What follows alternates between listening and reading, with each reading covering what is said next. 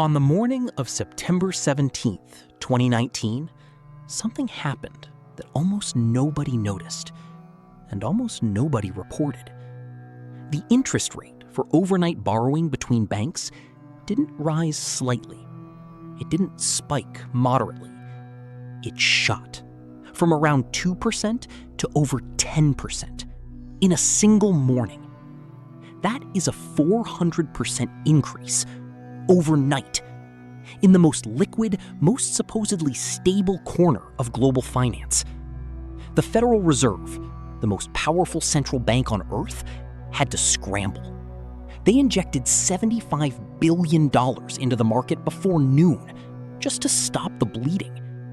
Then another $75 billion the next day. Then another. For weeks.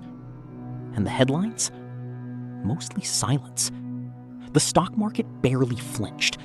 The public never heard about it. But here's what's really insane. This wasn't the first time. And if you don't know what a repo market is, you are flying blind over one of the deepest fault lines in modern finance. What I'm about to walk you through is the hidden plumbing of the global financial system. A $4 to $5 trillion a day market that most people have never heard of, but that every bank, hedge fund, and government in the world depends on to function. This is the repo market, and it has broken dramatically, more than once. In 1998, in 2008, and again in 2019.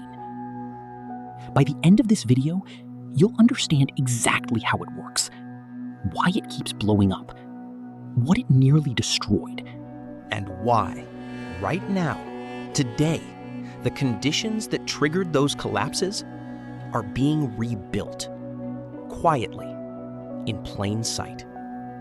Let's go. To understand the repo market collapse, you need to go back to basics. How do banks actually function on a daily basis? Banks don't keep their money sitting in a vault. They deploy it into loans, bonds, and investments constantly. Which means every single night, some banks have more cash than they need, and others have less. The repo market, short for repurchase agreement market, is where they balance that out. Here's how it works. Say Bank A needs $100 million overnight to meet its reserve requirement. It goes to Bank B and says, I'll sell you this United States Treasury bond for $100 million tonight, and I'll buy it back tomorrow for $100 million plus interest. Bank B gets the bond as collateral, so it's protected if Bank A defaults. Bank A gets the cash it needs, and the next morning, the deal unwinds. Simple. Except the numbers aren't small. The United States repo market alone handles somewhere between $4 and $5 trillion in transactions every single day. To put that in perspective, that is roughly equivalent to 1/5 of United States' annual gross domestic product moving through a single short-term borrowing market every 24 hours. This is the plumbing. It's invisible to most people, but it keeps the entire financial system from seizing up. And when it breaks, everything breaks. Now, here's where it gets interesting. This market didn't start with a grand design. It evolved over decades, growing in the shadows of the formal banking system, increasingly relied upon by hedge funds, money market funds, and foreign banks, alongside traditional commercial lenders. By the late 1990s, it had become so vast and so interconnected that a crack in one corner could fracture the whole. That crack arrived in September 1998, and the man at the center of it ran a fund most people had never heard of until it almost took down the entire global financial system in a long weekend. The fund was called Long-Term Capital Management. It was run by some of the most brilliant financial minds alive, Nobel Prize-winning economists, former Federal Reserve officials, Wall Street legends. Their strategy was elegant. They would borrow massive amounts of money through the repo market, use that money to buy bonds across global markets, and profit from tiny pricing discrepancies. The leverage ratios were extraordinary. At its peak, long-term capital management had roughly $125 billion in assets, but $1.25 trillion in off-balance sheet derivatives exposure. They were borrowing $30 for every $1 of their own capital. The whole thing worked brilliantly until Russia defaulted on its debt in August 1998.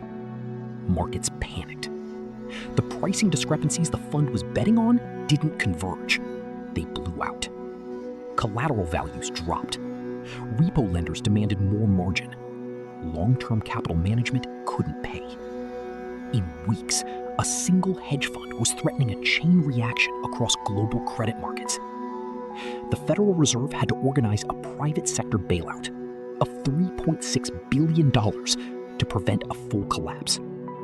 They didn't inject public money, but they gathered the 14 largest Wall Street banks in a room and told them, "Fix this, or we all go down together." Here's what that episode revealed. The repo market is not a passive pipe. It is an active amplifier. When asset values fall, repo lenders demand more collateral, forcing borrowers to sell assets, which drives asset prices lower, which triggers more collateral calls. It's a feedback loop, a self-reinforcing spiral, downward. But wait, it gets worse. The lesson of 1998 should have been burned into the architecture of global finance forever. Instead, it was filed away. And over the next decade, a far larger, far more dangerous version of the same machine was built. This time, inside the biggest banks in the world. By 2007, the repo market had grown into the backbone of what economists now call the shadow banking system, a parallel financial universe that operated like a bank, borrowed like a bank, and took risks like a bank, but was regulated like almost nothing at all. Bear Stearns, Lehman Brothers, and others, they were funding themselves almost entirely through short-term repo borrowing. They would borrow overnight, roll the loan the next morning, borrow again, roll it again, effectively using a market designed for 24-hour transactions to fund long-term, illiquid assets, like mortgage-backed securities. This was extraordinarily fragile. If repo lenders, even for one morning, decided not to roll the loan, the firm had no other source of funding. It would be instantly insolvent. That's exactly what happened to Bear Stearns in March 2008. Counterparties stopped rolling repos. Within days, a firm that had operated for 85 years collapsed and was sold to JP Morgan for $2 a share. The Federal Reserve provided a $29 billion backstop to make it happen. Then, Lehman Brothers. Same mechanism. On the morning of September 15th, 2008, Lehman's repo counterparties failed to roll. The firm filed for the largest bankruptcy in United States history, $613 billion in debt. Overnight repo markets froze globally. Money market funds broke the buck. Commercial paper markets seized. The entire short-term funding system of the global economy stopped functioning. What's critical to understand is this. The financial crisis of 2008 was not, at its core, a mortgage crisis. The mortgages were the kindling. The repo market was the oxygen. Without the repo panic, losses would have been painful but contained. With it, the entire financial system came within days of a... After 2008, regulators moved. The Dodd-Frank Act was passed. Capital requirements were raised. Stress tests were introduced. Banks were required to hold more high-quality liquid assets. But here's the paradox, and this is what most people completely miss. Some of the very regulations designed to make banks safer actually reduced their appetite to participate in the repo market during times of stress. Banks that might have stepped in as repo buyers, providing liquidity, now had regulatory incentives to pull back. Their balance sheets were constrained. Their risk models flashed red. Which brings us back to September 2019. The proximate triggers were technical. A large corporate tax payment deadline drained cash from the system, simultaneously with a surge in United States Treasury issuance that banks had to absorb. Bank reserve balances at the Fed had fallen to levels where no single institution wanted to lend. Demand for overnight cash spiked. Supply disappeared. Repo rates hit 10%. The Fed injected $75 billion on day one, then repeated interventions for weeks. By October, the Fed had launched what it called a not QE program, purchasing $60 billion a month in Treasury bills to replenish reserves. They expanded the balance sheet by hundreds of billions of dollars. Whether they prevented a deeper crisis or merely papered over deeper structural problems is a question that divides economists to this day. Here's the real takeaway. The repo market is not a relic of old finance.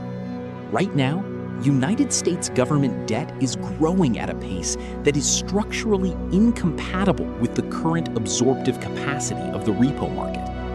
The Congressional Budget Office projects the United States will add more than $20 trillion in new debt over the next decade. Every dollar of that debt has to be absorbed, financed, and traded, much of it through the repo market. Meanwhile, the four largest United States banks, JP Morgan, Bank of America, Wells Fargo, and Citigroup, are simultaneously more regulated, more concentrated, and more central to repo function than at any point in history. The margin for error is structurally thin. The Fed's overnight reverse repo facility, a backstop mechanism, saw usage peak at over $2.5 trillion in 2022 and 2023, a number that tells you just how much excess liquidity the system had been flooded with, and how violently that can reverse when it drains. The plumbing is old. The pressure is rising. And most people still have no idea it exists. 3 things I want you to walk away with. 1. The repo market is not a niche. It is the circulatory system of global finance. When it malfunctions, every asset class, stocks, bonds, real estate, feels it within hours. 2. The crises of 1998, 2008, and 2019 were not random accidents. They shared the same anatomy. Excessive short-term borrowing to fund long-term illiquid assets, collateral chains that amplify panic, and a market structure that works brilliantly in calm conditions and catastrophically in stress. 3. The fixes have been partial at best. Regulatory changes solved some problems and created new ones. The fundamental tension has never been fully resolved. So the question I'll leave you with is this. In a world where United States debt issuance is accelerating, bank balance sheets are constrained, and global financial stress is rising, what happens the next time the repo market seizes up and the Fed's tools aren't enough? That's not a hypothetical. That is a scenario regulators are actively modeling right now, and you deserve to know it exists. If this kind of deep dive into the hidden architecture of global finance is useful to you, make sure you're subscribed, because the stories that move the world rarely make the front page.